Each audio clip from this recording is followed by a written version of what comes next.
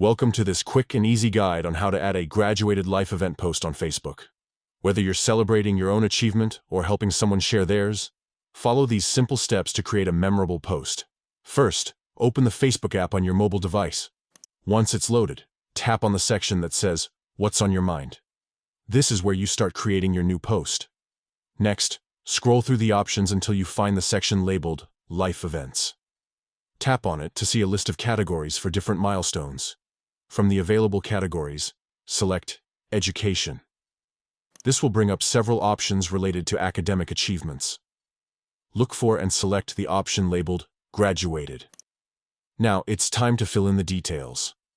Enter information about your graduation, such as the name of your school, the type of degree or program, and the date of your accomplishment. Once you've completed these fields, tap Next to proceed.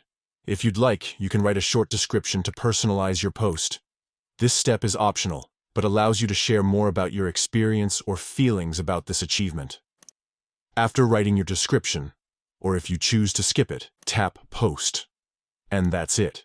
Your graduation milestone is now shared with your friends and family on Facebook.